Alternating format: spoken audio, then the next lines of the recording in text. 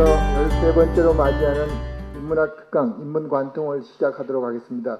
인문학 특강은 시민과 함께 호흡하는 인문학적 지식을 제공하고 담론의 장을 마련하고자 경제인문사회연구회에서 주최하여 추진하고 있습니다. 성경용 이사장님의 인사 말씀을 듣고 시작하도록 하겠습니다. 오늘은 주제가 이제 우리 교육개발의 반상진 원장님 모시고 우리 한국의 이 교육에 나아갈 길, 또 교육 혁신의 어떤 과제, 이런 주제로 말씀을 드릴 텐데, 우리나라의 그 역량을, 우리 국민들의 역량을 키우고 그 역량으로 우리 문제를 풀 뿐만 아니라 우리가 잘하면 다른 나라에 이게 하나의 준거가 될 수 있고, 그런 의미의 좋은 리더십을 이렇게 우리가 발휘할 수 있는 그런 지금 단계에 도달한 게 아닌가 하는 생각이 들고요. 그런 일을 해내기 위해서 역시 출발이 교육에 출발해야 되는 게 아닌가 이렇게 생각합니다. 오늘 우리 반 원장님 좋은 발표 부탁드리고, 또 모든 참여자들이 함께 토론해서 공동으로 길을 찾아가는 그런 좋은 시간이 됐으면 좋겠습니다.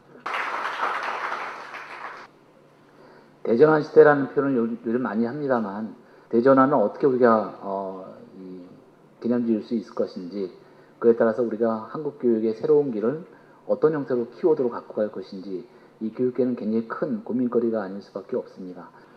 책방에 가면 다 여러 책들 보시겠지만 10대부터 20대, 30대 그 키워드가 그냥 미쳐라 하는 겁니다. 공부에 미쳐라. 그냥 미치고 미쳤는데 40대 되니까 또 다시 공부하래요. 결국은 공부, 우리가 얘기하는 공부는 기능적이고 도구적인 겁니다. 공부 열심히 해서 성적 좋아서 좋은 대학 가서 결국은 성공한다. 그런 도구적 장치로서의 공부를 너무나 우리는 많이 그냥 공부라고 얘기하고 그걸 학업성 지도를 통해서 쟁취하려고 했었죠. 그 결과가 이제 엘리트 중심의 독식 사회, 그리고 세습 중산층 사회, 결국은 계속 양극화 극단이 앞으로는 더 진화될 텐데, 이런 상황에서 결국 공부가 갖고 있는 것은 처음부터 대한민국이 갖고 있는 공부, 교육, 이것은 결국 성공을 위한 하나의 도구적 장치로 우리가 자꾸만 이해되는 게 아닌가.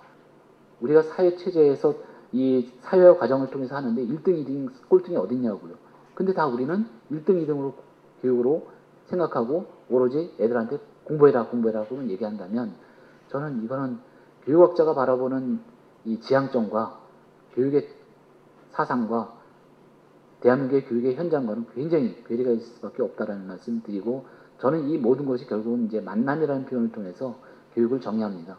만남을 통해서 또 사회와의 만남, 개인과의 만남, 부모와의 만남, 친구와의 만남, 매체와의 만남, 이것이 다 교육이다. 그걸 통해 너의 스스로의 가치를 발견해내라. 저는 그냥 간단하게 그냥 얘기를 합니다. 자, 규모는 커지고 1인당도 좋아지고 있지만 한국 사회는 건강한가? 라고 본다면 그렇지 않다라는 건 다 데이터를 동원하지 않더라도 아실 것 같습니다. 인구 구조 변화, 대한민국만이 갖고 있는 특이한 현상이지만 저출산 이 부분 굉장히 심각합니다. 4차 산업혁명, 초연결 사회, 포스트 코로나 시대의 비대면 사회, 이게 시대전환의 키워드의 4가지라고 저는 보고 있는 입장인데, 이게 하나하나가 갖고 있는 시사점이 굉장히 크다고 봅니다. 앞으로는 교육이 어떤 형태로 발휘해야 될 것인지, 저는 키워드를 이 공유성장이라는 표현을 하고 싶어요. 함께 성장하고 싶은 겁니다. 너를 이기고 나만이 살겠다는 그런 이 경쟁 교육이 아니라 함께 잘 살 수 있고 함께 자원을 공유하면서 함께 성장할 수 있는 내공을 키우자라는 방식입니다. 요즘 얘기하는 협업, 연계, 협력, 네트워크, 이런 키워드들이 결국 이런 걸 통해서 공유 성장, 함께 성장하자 하는 그런 정신이기 때문에, 그런 형태로 포용교육, 함께 잘 살 수 있는 교육체제로 전환시키자. 인구 절벽, 인구 축소 분명히 일어나고 있습니다. 저는 질문이 대한민국 인구의 적정 규모가 몇 명인지 한번 과학적으로 규명한 적이 있느냐 하는 부분을 좀 문제 제기하고 싶은 겁니다. 국가 균형 발전을 강조했지만 인구는 계속 수도권으로 이전되고 있는 그런 지역 인구에 대한 편차가 더 극심하고 있는 그런 상황이, 인구 축소와 더불어 더 중요한 게 인구 지형에 대한 변화라는 거죠.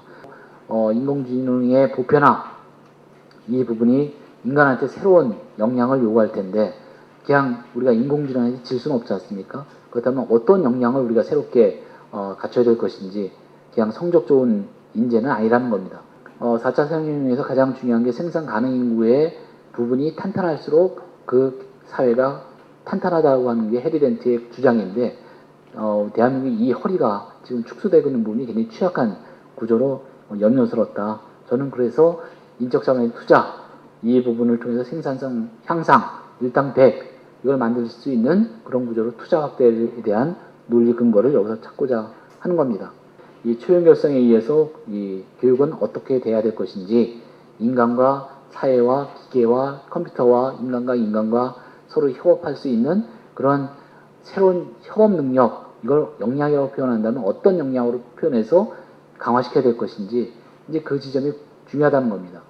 세계 각국 85명이 부가 세계 인구의 50% 부하고 지금 비등할 정도로 양극화는 초양극화다. 이 데이터도 나오는 거고요.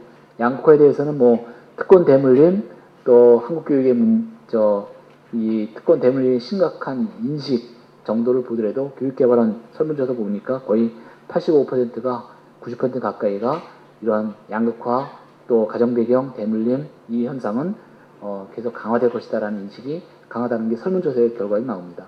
코로나19가 우리는 미래를 굉장히 앞당겨졌다고 생각하는데 이제 좀 심각하게 좀 세상의 기존 사고의 틀을 좀 벗어난 좀 특이한 사고를 해야 될 타이밍이 아닌가 생각합니다. 왜냐하면 이런 이 코로나19에서 비대면 사회가 훨씬 더 인간의 라이프 스타일을 엄청나게 사고방식을 변화시킬 거기 때문에 기존 방식 갖고는 이제 힘들지 않겠나. 포스트 코로나 시대의 교육과 관련해서 OECD에서도 올해 그 새로운 그 사업, OECD에도 여러 가지 사업을, 연구 사업을 합니다.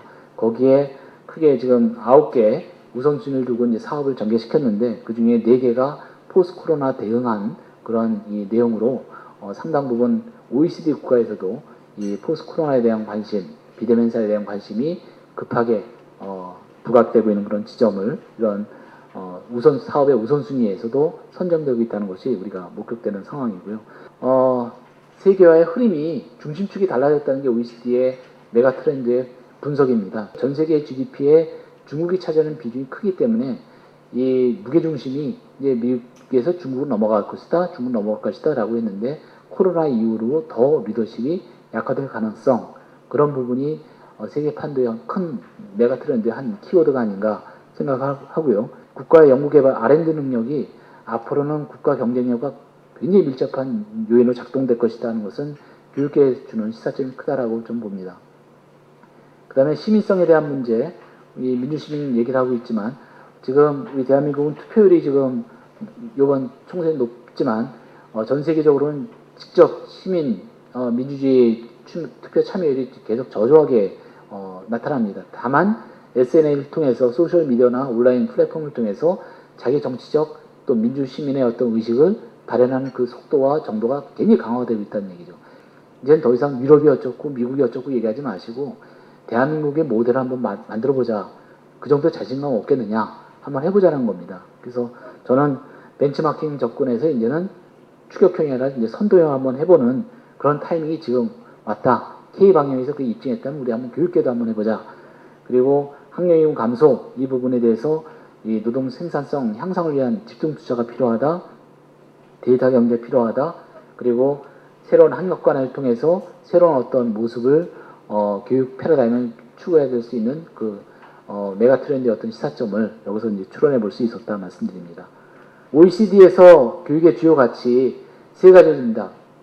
에코리에 대한 부분, 평등성에 대한 부분, 협동에 대한 부분, 그 다음에 인클루시브 니스, 포용성에 대한 부분. 이 키워드가 OECD를 얘기하고 있더라고요. 함께 성장하는 혁신적 포용교육이라고 하는 것이 한번 이 비전을 설정하고 이제 학생들뿐만 아니라 국민의 역량이라든지 저는 교육은 만남이기 때문에 학생만 적용되는 게 아니라 평생에 유의하듯이 국민 전체가 이 학습이라고 하는 부분하고 연결되어 있습니다. 그래서 교육의 지향점 그러면 학생뿐만 아니라 국민 역량까지 같이 고민하고 국민들의 역량과 삶의 질을 균형 발전시킬 수 있는 그런 이 교육 체제로 좀 전환시키자. 앞으로는 국가가 책임져서 함께 더불어 살 수 있고 함께 공유하면서 함께 성장할 수 있는 공유성장형 포용교육 체제를 구축하는 방향으로 개혁의 어떤 틀을 좀 잡자. 이게 된다면 인재 양성뿐만 아니라 국가혁신 또 균형발전 이게 맞물려서 가지 않겠나 그럼 이거 어떻게 구현할 것인데요? 하고 저한테 물어보신다면 혁신 기반 구축에는 이런 내용을 좀 정책화시켰으면 좋겠다. 정책이 되고 있지만 더 강화시켰으면 좋겠다. 또 디지털 기반으로는 이런 내용을 더 강화시켰으면 좋겠다. 또 이 포용력 구축을 위해서는 이런 내용들이 좀 더 강화시켰으면 좋겠다. 저는 이 지점에서 공정한 게임의 룰을 만들어주는 게 기성세대의 역할이고 나머지 컨텐츠는 이제는 후세대들한테 맡기자. 저는 그런 취지로 새로운 틀을 그들한테 맡기자라고 좀 부탁 싶어서 말씀을 여기까지 드리고 이상 마치도록 하겠습니다.